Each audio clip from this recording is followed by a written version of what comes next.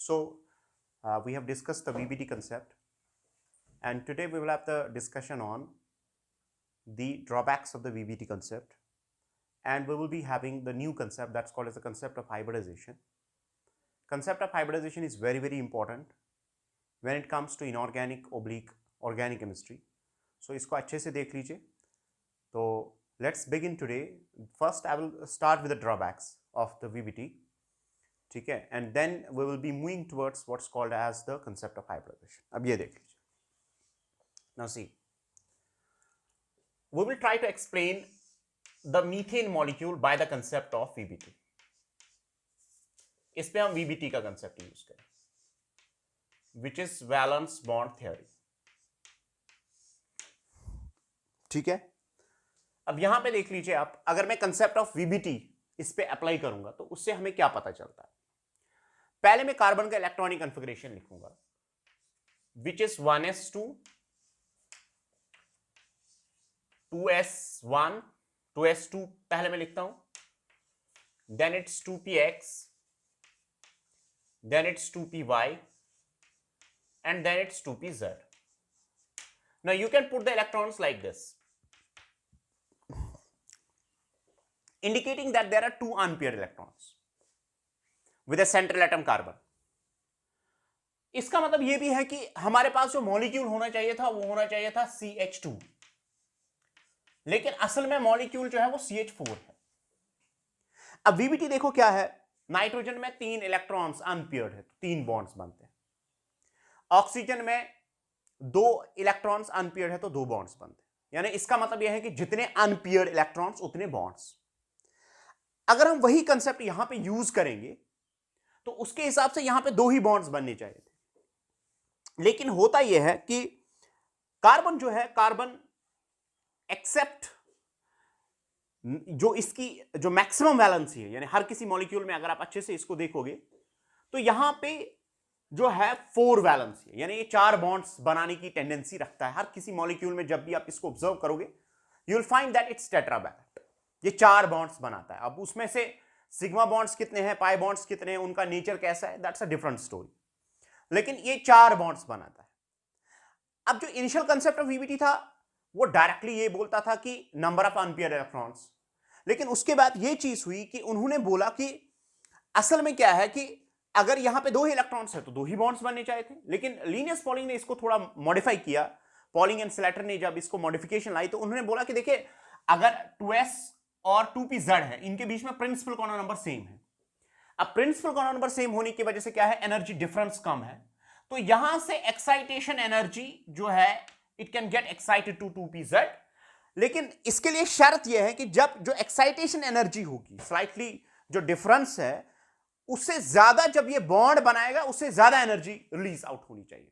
तो हम क्या करते हैं कि यहां से एक इलेक्ट्रॉन को एक्साइट करते हैं, तो इसका मतलब यह है कि 1s2, then it's 2s1, then it's 2px, then it's 2py, then it's 2pz. इसका मतलब यह है कि हमारे पास 4 अनपेयर्ड इलेक्ट्रॉन्स हैं, तो अब हम एक्सप्लेन कर सकते हैं कि ये 4 बॉन्ड्स बनाते हैं.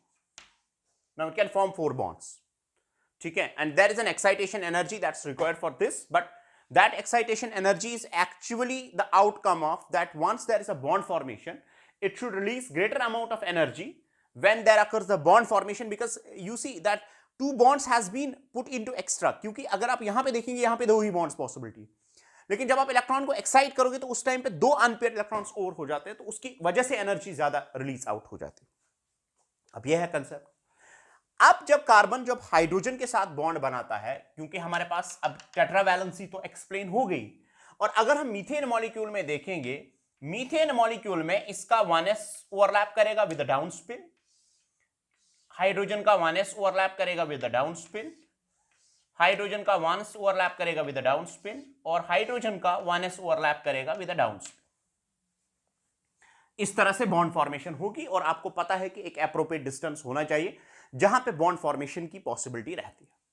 तो अब अगर हम इसको थोड़ा एनालाइज करेंगे यहां पे, अब मैं उन ऑर्बिटल्स को अगर आप यहां पे शो करूंगा तो हमारे पास जो, अगर हम CH4 मॉलिक्यूल को देखेंगे तो वो कुछ ऐसा हो सकता है। पहले आप इसको उतारिए, उसके बाद मैं आपको दिखाऊंगा कि इन बॉन्ड्स का ऑर्बिटल पिक्चर कैसा हो सकता है, कि ये कैसे स्पेस में डायरेक्टेड है, क्या वीबीटी उसको एक्सप्लेन कर पा रहा है कि नहीं कर पा रहा है। ठीक है, पहले आप इसको उतारिए,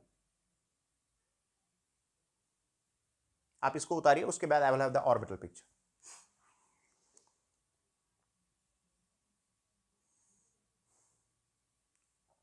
So there's an excitation of the electron from 2s to 2pz, which explains the tetravalency of the electron because of the small difference of energy between 2s and 2pz. हो गया, ये देख लीजिए जनाब, उसके बाद क्या होगा। अब यहां पे अगर आप इन बॉन्ड्स को देखेंगे तो मैं यहां पे पहले 3 ऑर्बिटल्स को ड्रा करने की कोशिश करूंगा।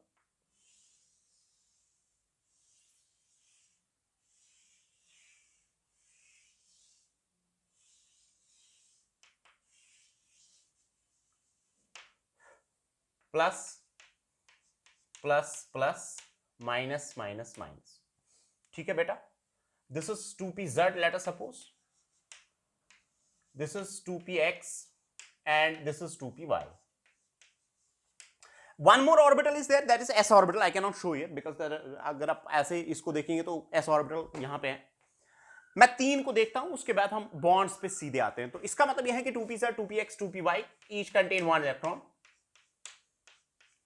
ठीक है, अब यहां पे 1s इसके साथ ओवरलैप करेगा, 1s ओवरलैप करेगा, 1s ओवरलैप करेगा। ठीक है, तो बॉन्ड फॉर्मेशन हो गई।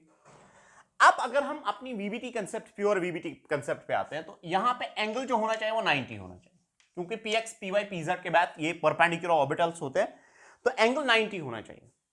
और एक ऑर्बिटल जो है यानी ss ओवरलैप से, और याद रखें हमेशा मैंने आपको बोला कि हेड टू हेड ओवरलैप हो रहा, तो ये सिग्मा बॉन्ड्स है। s ऑर्बिटल हमेशा जब भी किसी के साथ ओवरलैप करेगी तो हमेशा ये सिग्मा बॉन्ड बनाएगी। अब एक और ऑर्बिटल है जो कि ss ऑर्बिटल है, तो ये इसमें स्पेस में सब जगह इलेक्ट्रॉन डेंसिटी होती है, यानी मीथेन मॉलिक्यूल में एक बॉन्ड ऐसा होगा जो सब जगह बिखरा हुआ होगा, as per the concept of the VBT. तो इसका मतलब यह है कि अगर मैं इसको ड्रा करने की कोशिश करूंगा तो हमारे पास कार्बन, ठीक है, हाइड्रोजन, हाइड्रोजन, हाइड्रोजन, और एक बॉन्ड जो है वो डायरेक्शन लेस होगा। कहने का मतलब यह है क्योंकि एस ऑर्बिटल की कोई डायरेक्शन नहीं होती है, ठीक है, पी ऑर्बिटल की एक पर्टिकुलर डायरेक्शन होती है, यानी X axis, Y axis, Z axis में, जिससे कि directive nature of the covalent bond जो एक्सप्लेन हो गया। तो अब एक बॉन्ड ऐसा है कि उसकी इलेक्ट्रॉन डेंसिटी स्प्रेड है स्पेस में हर जगह। तो इसका मतलब यह है कि अगर आप यहां पे देखेंगे तो लेट अस सपोज ये px s ऑर्बिटल से बना है, दूसरा pz s ऑर्बिटल से बना है, और दूसरा py और s ऑर्बिटल से बना है, और एक बॉन्ड जो है, मान लीजिए मैं इसको यहां ड्रा करता हूं लेकिन इसका सर्टेनिटी नहीं है, तो वह ss ओवरलैप से बनता है। ठीक है, अब पहली बात अगर आप इसको देखोगे, एक इंपॉर्टेंट सी चीज है, तो यहां पे जो हमारे पास एंगल जो है थीटा होना चाहिए था 90 डिग्री। ये पहली बात, जब हम मीथेन मॉलिक्यूल को एनालाइज करेंगे तो हमें 90 डिग्री का एंगल आना चाहिए। ठीक है, और दूसरी बात अगर आप देखोगे, वीबीटी का अपना पोस्टुलेट है कि अगर आपके हेड टू हेड ओवरलैप करोगे, वीबीटी का है, याद रखिए, आपको कंफ्यूजन होता है आगे फिर, तो ये वीबीटी का पोस्टुलेट है कि अगर आप हेड टू हेड ओवरलैप करेंगे तो पी ऑर्बिटल का बॉन्ड सबसे स्ट्रॉन्गर होता है। ठीक है, पी क्योंकि ये कंसंट्रेट करती है electron density in a particular region, तो जब इलेक्ट्रॉन डेंसिटी कंसंट्रेट हो जाएगी तो न्यूक्लियर रिपल्शन जो है वो डोमिनेट नहीं करेंगे। और सबसे ज्यादा बॉन्ड जो है as per VBT, PP bond stronger है, which is greater than PS bond, which is greater than SS bond, but I once again say that it is in accordance with the VBT, it's not in accordance with the other concepts. VBT believes कि जितना p character bond में ज्यादा होगा उतना stability ज्यादा है, लेकिन वो बाद में चेंज हो गया। समझ आ रही है बात? आपको ये कंफ्यूजन होगा कि आप शायद ऐसे देखेंगे इसको कि जिसमें s कैरेक्टर ज्यादा होता है वो बॉन्ड स्ट्रॉन्गर होता है। हाँ, later on that was proposed, लेकिन इनिशियली जो कंसेप्ट ऑफ VBT था उसके हिसाब से जितना p कैरेक्टर ज्यादा होगा उतना बॉन्ड स्ट्रॉन्गर है। अब जाहिर सी बात है, अगर हम देखेंगे तो यहां पे एक कंसेप्ट आता है, और दूसरा कंसेप्ट अगर हम देखेंगे तो यहां पे मीथेन मॉलिक्यूल के 3 बॉन्ड्स, यानी ये बॉन्ड और ये bond, which are formed by the PS overlap and one is formed by SS overlap. तो जाहिर सी बात है, इसका मतलब है मीथेन में जो 3 बॉन्ड्स होंगे दे will B stronger and one bond will be weaker. 3 bonds जो है वो स्ट्रॉन्गर होंगे और एक बॉन्ड जो है वो वीकर होगा। तो यहां पे हमें अगर एंगल 90 के बराबर निकलता है और हमारे पास 3 बॉन्ड्स जो है वो स्ट्रॉन्गर है, एक बॉन्ड अगर वीकर है जो कि एसएस ओवरलैप से बनता है, तब हम ये बोलेंगे कि वाकई methane molecule is just explained by the concept of VBT. ठीक है, लेकिन जब हमने एक्सरे डिफ्रैक्शन किया, जब हमने एक्सरे डिफ्रैक्शन मीथेन मॉलिक्यूल का किया, अब देखिए what's the difference. VSEPR theory ने ऑलरेडी इसके एंगल्स को कोरिलेट किया था, लेकिन वेस्पर थ्योरी एक थ्योरेटिकल थ्योरी थी जो कि मैथमेटिकल ग्राउंड्स पे डिजाइन की गई थी उस टाइम पे, और लेकिन उसका कोई प्रूफ उस टाइम पे नहीं था। तो यहां पे वीबीटी उसको कोरिलेट ही नहीं करती थी, क्योंकि वेस्पर थ्योरी के हिसाब से आपको पता है कि एंगल जो है वहां पे अगर 4 सबस्टोन्स होंगे तो टेट्राहेड्रल बनेगा, और टेट्राहेड्रल के केस में अगर एंगल आप देखोगे तो 109 होता है, 109.28 मिनट्स होता है। तो इसका मतलब यह है कि हमारे पास जो कोरिलेशन विद वीबीटी था ये 90 डिग्री एंगल दिखा रहा था, और इसमें से दो टाइप ऑफ बॉन्ड्स दिखा रहे थे, तो उसकी वजह से यहां पे कोरिलेशन नहीं थी, और उसकी वजह से हमारे पास जो था it actually became the drawback of the what we say as the VBT, and then we try to explain with another concept that was the foundation for the concept of hybridization, which was itself given by the Linnaeus Pauling. Linnaeus Pauling ने methane molecule को कैसे explain किया, let's have for that the concept of hybridization, which actually signifies that how the methane molecule is actually formed and how it's defining its shape and all that. So this molecule, that's the methane molecule, is not explained by the concept of what is called as the VBT. Now we will try to have the another concept, and that was put forward in the concept of what is called as the concept of hybridization. Now see how this concept is proposed. तो मैं इसको cut short करके ऐसे बताता हूं कि देखिए, एक तो एक्सरे डिफ्रैक्शन पे हमें ये पता चला कि एंगल जो है वो 90 है ही नहीं। दूसरा हमने ये देखा कि ऑल बॉन्ड लेंथ जो है वो सेम थी, यानी इक्वलेंट थी, इनमें से कोई ना कोई बॉन्ड वीकर था ना स्ट्रॉन्गर था। तो वो चीज वीबीटी ने एक्सप्लेन नहीं की, उसके लिए प्रपोज किया गया concept of hybridisation. Is it clear?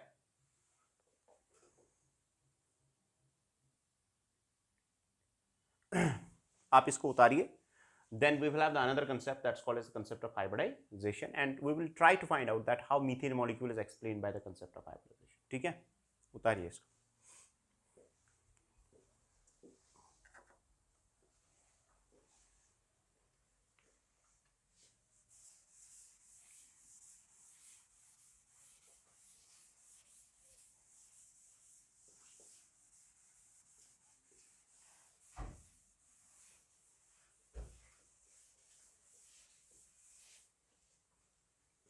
हो गया?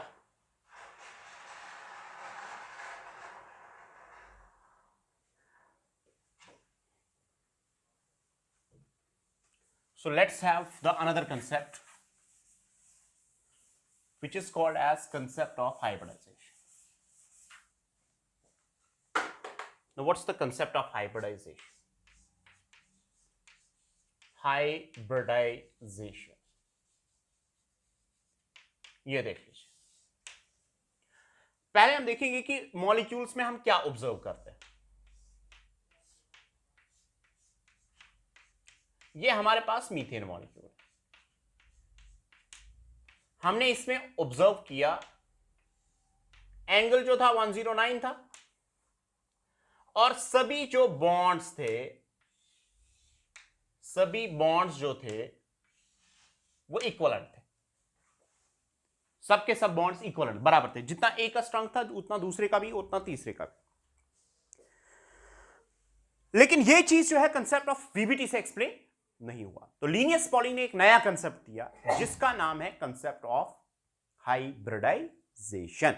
What is the concept of hybridization? Try to understand this because this is very very important concept when it comes to inorganic and organic chemistry. याद रखिए इसको, सबसे important concept, even with अगर आप molecular orbital theory को देखोगे उससे भी ज्यादा important concept of hybridisation.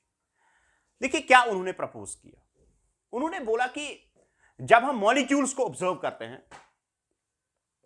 Molecules को जब हम ऑब्जर्व करेंगे, कौन कौन से मॉलिक्यूल्स, देखिए हमारे पास है carbon, silicon, germanium, tin and lead, ये एक फैमिली है।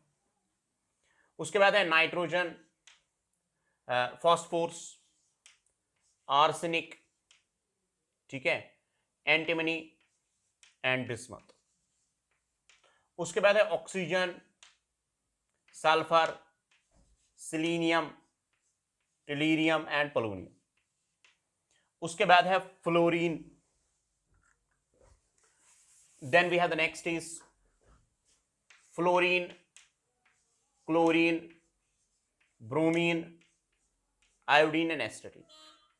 देखिए, पहली बात है, अगर आपको कहीं पे भी इन फैमिलीज के एटम्स मिलते हैं, समझ आ रही बात, इन फैमिलीज के एटम्स मिलते हैं, वो हमेशा एक्सप्लेन होंगे by the concept of hybridisation. लेकिन यह भी आप याद रखें कि अगर आप इन फैमिलीज के बॉन्ड्स नीचे जाने पे, अगर आप नीचे जाओगे, डाउन द ग्रुप जाओगे, और उस टाइम पे concept of hybridisation becomes less important, ये भी याद रखें। Concept of VBT becomes more important while explaining the sigma bond. Sigma bond को एक्सप्लेन करते हुए concept of hybridisation becomes less important while as the concept of VBT becomes more important. लेकिन अगर आप ऊपर वाले फैमिलीज में देखोगे, यानी ऊपर वाले मेंबर्स जो है, when they are joined with the electronegative atoms or when they are present there, तो they are mostly explained by the concept of hybridization। जैसे कि अगर आप कार्बन ऑक्सीजन बॉन्ड देखोगे तो it's explained by the concept of hybridization। अगर आप nitrogen carbon bond देखोगे तो it will be explained by the concept of hybridization। अगर आप नाइट्रोजन हाइड्रोजन बॉन्ड देखोगे it will be explained by the concept of hybridization। अगर आप oxygen hydrogen bond देखोगे it will be explained by the concept of hybridization। समझ आ रही बात? हाँ, अगर आप मान लीजिए आपने आर्सेनिक और हाइड्रोजन का बॉन्ड देखा, तो it will be explain by the concept of more like the VBT, because if you move down the group, what happens is electronegativity decrease, and when the electronegativity decrease of the central atom, जो हमारे पास central atom जिसकी हम बार बार बात कर रहे हैं, तो जब आप नीचे जाओगे तो सेंट्रल एटम का रोल जो है, अगर उसकी इलेक्ट्रोनेगेटिविटी डिक्रीज कर जाती है, तो it becomes more like VBT than that of hybridisation. लेकिन जब इलेक्ट्रोनेगेटिव एटम्स आपस में जुड़े होते हो, तो they are more explained by the concept of what is called as the hybridisation than that the concept of the VBT. And next point is also, अगर आपको कहीं पे फ्लोरीन होता है, तो फ्लोरीन अगर मान लीजिए ऑक्सीजन के साथ जुड़ा है या हाइड्रोजन के साथ जुड़ा है, it's more explained by the concept of what we say as the VBT. That is actually, अगर मान लीजिए इनने एक बॉन्ड बनाया होगा तो तब ये पॉसिबिलिटी रहती है। हाँ, अगर इंटर हैलोजन कंपाउंड्स है तो उस टाइम पे you will use the concept of hybridisation. Inter halogen compounds का मतलब है अगर हैलोजन्स आपस में बॉन्ड बनाते हैं तो उस टाइम पे एक लेस इलेक्ट्रोनेगेटिव होता है, दूसरा मोर इलेक्ट्रोनेगेटिव होता है, तो you will be using the concept of hybridisation. तो हाइब्रिडाइजेशन के लिए एसेंशियली इलेक्ट्रोनेगेटिव एटम का होना जरूरी है, और जितना आप नीचे जाओगे उतना इलेक्ट्रोनेगेटिविटी डिक्रीज करेगी, और जितना इलेक्ट्रोनेगेटिविटी डिक्रीज करेंगी उतना concept of hybridisation becomes less important for the molecules. So what actually the concept of hybridisation is, I told you that there are two things for these families. यहां पे एक तो equivalent bond angles होते हैं और दूसरा equivalent bond lengths होते हैं। तो उन चीजों को एक्सप्लेन करने के लिए the concept of hybridisation was proposed, specially for the molecules of, I am missing one family, यहां बोरॉन फैमिली, बोरॉन फैमिली से स्टार्ट होता है। बोरॉन के कंपाउंड्स भी कंसेप्ट ऑफ हाइब्रिडाइजेशन से एक्सप्लेन होते हैं। Boron, carbon, nitrogen, oxygen and halogens, ठीक है, और हैलोजेंस में स्पेशली इंटर हैलोजन कंपाउंड्स। और जितना आप नीचे जाओगे the concept of hybridisation becomes less important, जितना आप मोर इलेक्ट्रोनेगेटिव एटम्स के बीच में जितना बॉन्ड बनेगा, concept of hybridisation becomes more important, and preferentially you will explain the concept of this what we say as, you will explain the formation of sigma bond mainly by the concept of hybridization. But if the same molecule between the two electronegativity, if there is a pi bond, you will be explaining that by the concept of VBT. So ये दो चीजें important है। Pi bond is mainly explained in these molecules by the concept of VBT, but the sigma bond formation is explained by the concept of hybridization, which was explained by the Linnaeus poly. So let's try to explain what the concept of hybridization is, which was given by Linnaeus poly. Point number first आप ऐसे लिखेंगे, the concept of hybridization was proposed by Linnaeus poly.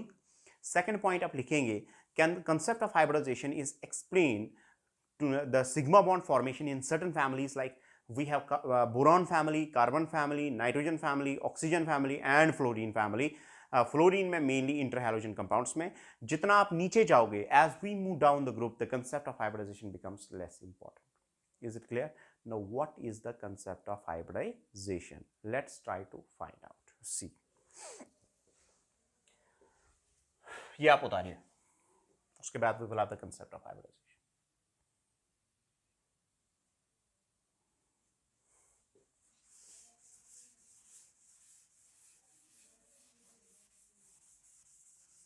Now see what is concept of hybridization. Hybridization.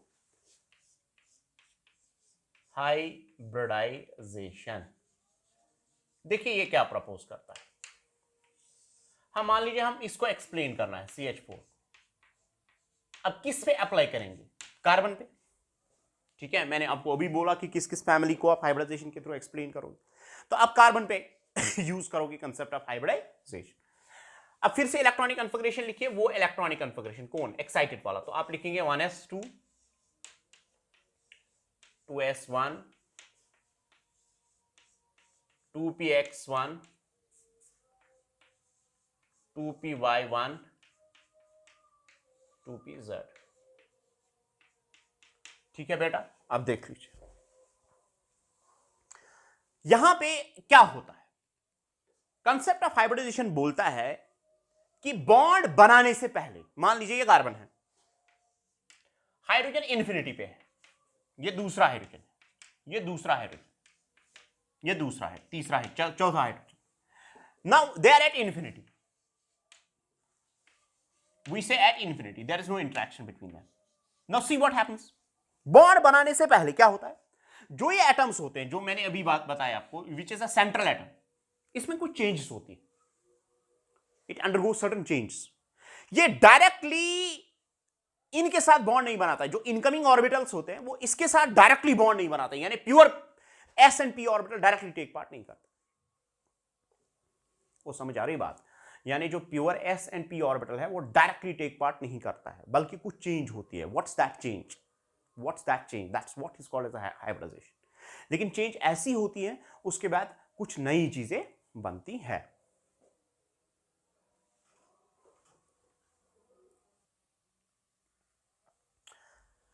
Now they are at infinity, है कि नहीं. अब जब ये approach करेंगे तो इसके ऑर्बिटल्स जो डायरेक्टली वहां पे स्पेस में डायरेक्टेड है, इनको कुछ चेंजेस होती है. They undergo certain changes and दो changes are called as actually hybridization. अब देखिए क्या बोलता है हाइब्रिडाइजेशन. हाइब्रिडाइजेशन बोलता है कि जो आउटर ऑर्बिटल्स होते हैं इस एटम के, जो सेंट्रल एटम होता है, उनका इंटरमिक्सिंग होता है. They get intermixed with each other. They undergo the phenomena of intermixing. Now ये डायरेक्टली कंबाइन नहीं होते, बल्कि इनको कुछ चेंजेस होती हैं. But remember this thing, concept of hybridisation is a theoretical concept. No experimental proof has been provided, but just it explains the concept. ये theoretical concept. अभी तक कोई मशीन या डिवाइस नहीं आया है जिससे हमने इसको प्रूव किया है कि ऐसा कुछ हो रहा है. समझ आ रही बात. लेकिन जो लिनियस पॉलिंग ने प्रपोज किया on the base of the mathematical wave function concept, उसको ये लगा कि असल में जो ये ऑर्बिटल्स होते हैं ये डायरेक्टली कंबाइन नहीं होते, बल्कि इनमें कुछ चेंज होती है. वो चेंज ही related with the concept of hybridisation. Now what he said is that कि जो आउटर एटॉमिक ऑर्बिटल्स होते हैं with a slight difference in energy, they should have the slight difference in energy, they undergo intermixing. इनका एक नए यानी S जो है 3 पीस के साथ मिलता है, ये मिक्स हो जाते हैं. समझ आ रही है बात. मिक्सिंग के बाद एक नई चीज क्रिएट होती है, एक नया रीजन क्रिएट होता है, और वो रीजन होता है what is called as the hybrid orbital. Now see, हमारे पास what I will write is like this. I will have the explanation for hybridization. ठीक है, तो I will write it like this. The concept of hybridization states as that there occurs that before bond formation, before bond formation,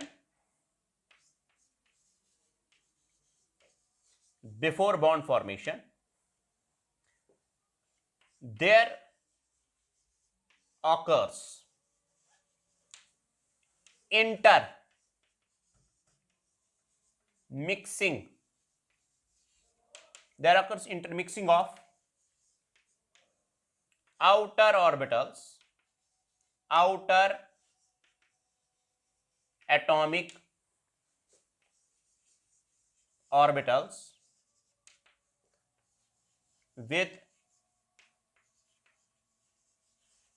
slight difference in energy,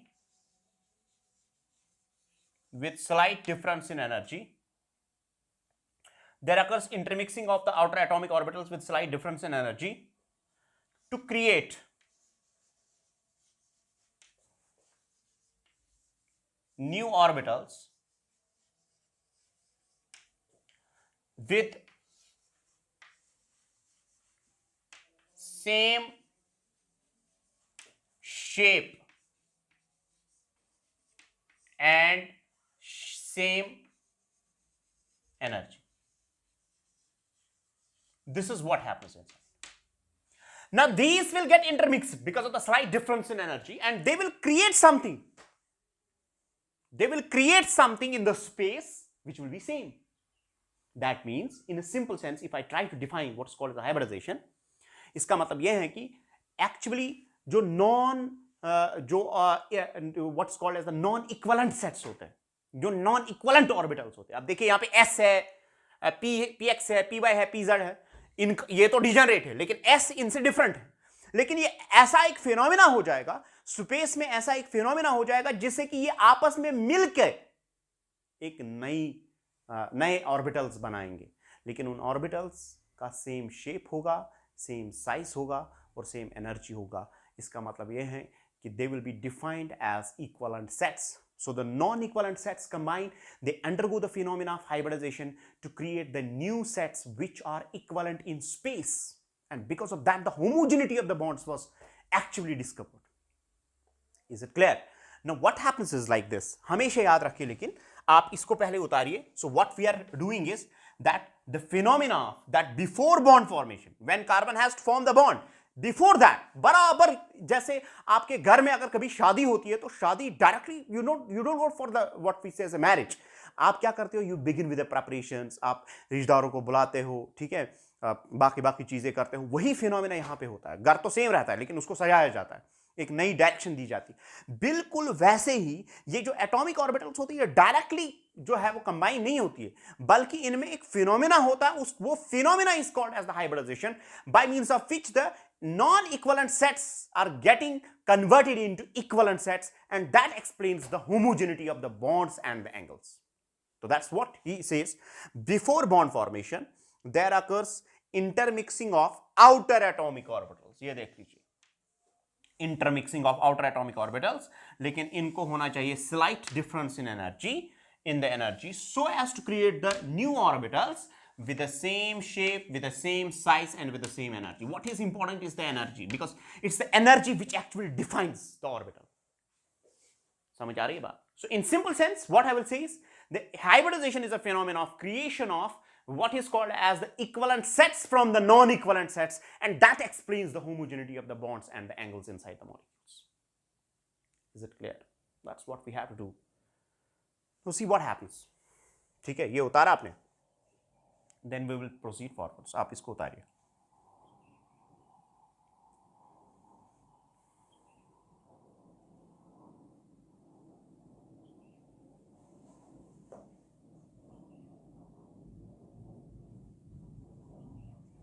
ये देख लीजिए.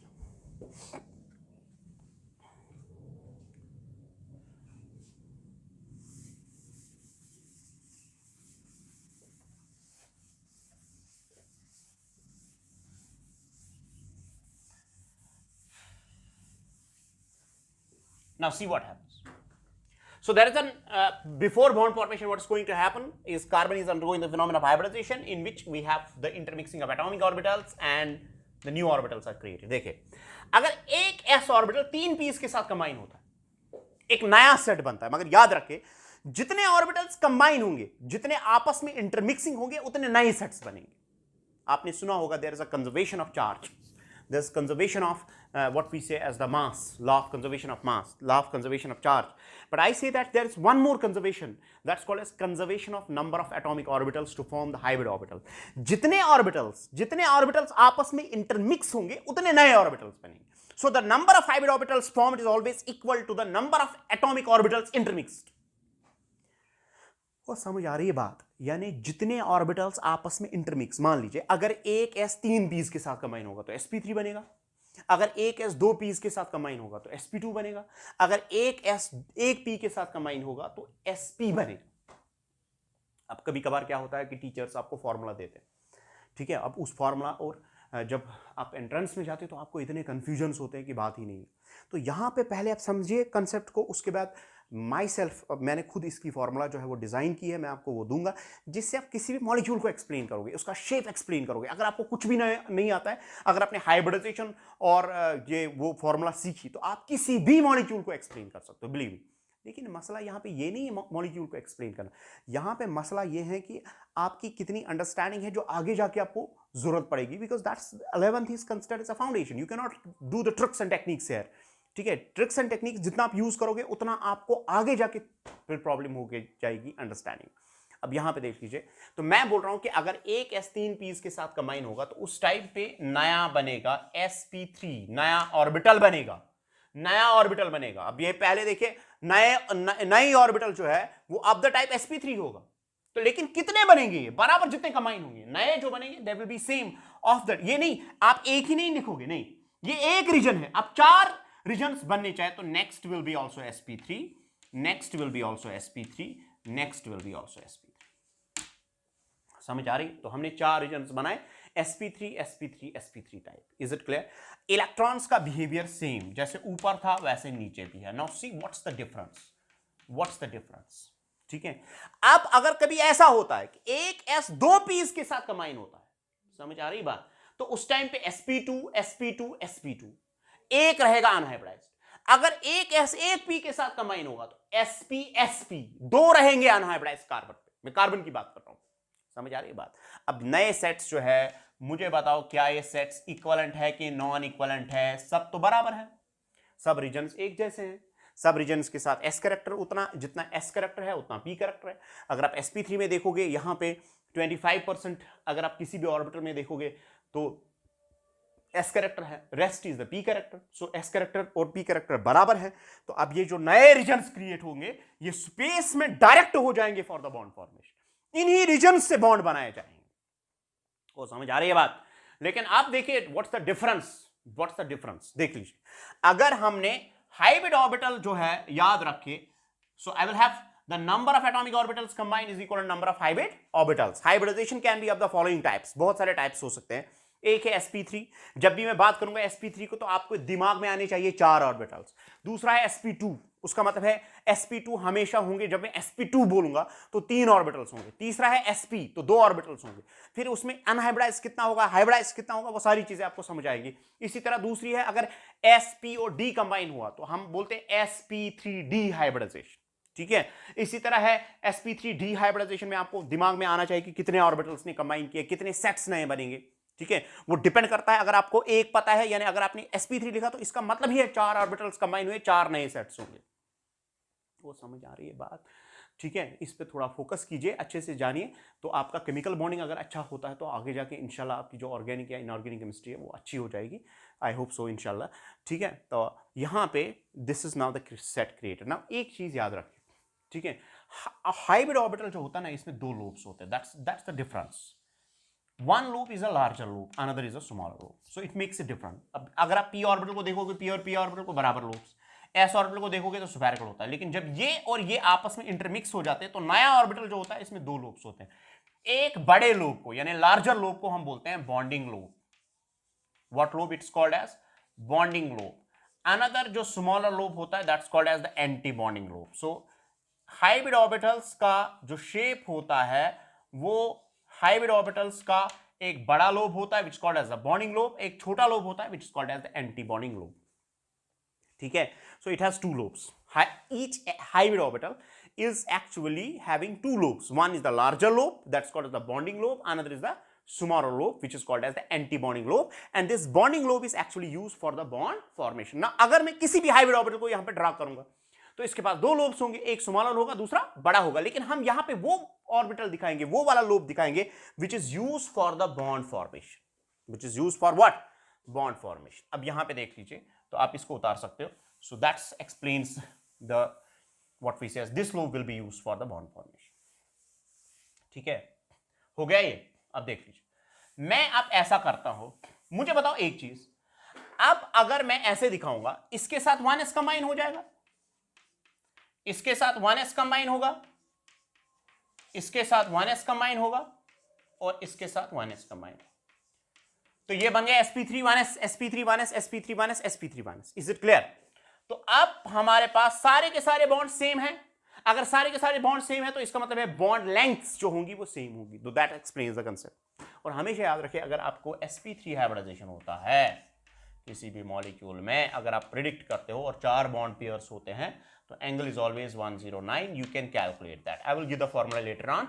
sp3 hybridization से हमेशा bond angle create होता है कितना? 109। अब मैं यहां पे जो है इनको ड्रा करने की कोशिश करूंगा। तो हमारे पास ये न्यूक्लियस ऑफ कार्बन है, एक ऑर्बिटल ऐसे, दूसरा ऑर्बिटल ऐसे, तीसरा ऑर्बिटल ऐसे और चौथा ऑर्बिटल ऐसे। ये हो गए 4। ये है sp3, ये है sp3, ये है sp3, sp3। एक इलेक्ट्रॉन यहां पे, एक इलेक्ट्रॉन यहां पे, सब के सब बराबर। अब 1s इसके साथ ओवरलैप करेगा, 1s इसके साथ ओवरलैप करेगा, 1s इसके साथ ओवरलैप करेगा, 1s इसके साथ ओवरलैप करेगा। समझ आ रही है बात? तो अब 1s sp3 1s इसके साथ, 1s इसके साथ, 1s इसके साथ, इसका मतलब है सारे बॉन्ड्स बराबर है। और अगर sp3 है, 4 bond pairs, if there are no lone pair hybridization you are predicting to be what we say is an sp3, then the shape is tetrahedral, and you know that what is tetrahedral. So this is the shape and angle 109. So this explains so Vesper theory in accordance with the concept of hybridization. तो Vesper theory ने already predict किया था। अब concept of hybridisation आया जो कि इसकी proof देता है इसके शेप्स का। तो अगर 4 बॉन्ड पेयर से sp3 hybridization is what's the angle? 109। समझ आ रही है बात? What's the shape? Tetrahedral. Simply वो बात समझ में आई? अभी मैं सिंपल मॉलिक्यूल्स को पहले उठाऊंगा, उसके बाद 2-3 लेक्चर्स लगेंगे और इंशाल्लाह उसके बाद हमारे पास लास्ट लेक्चर है, that's called the molecular orbital theory.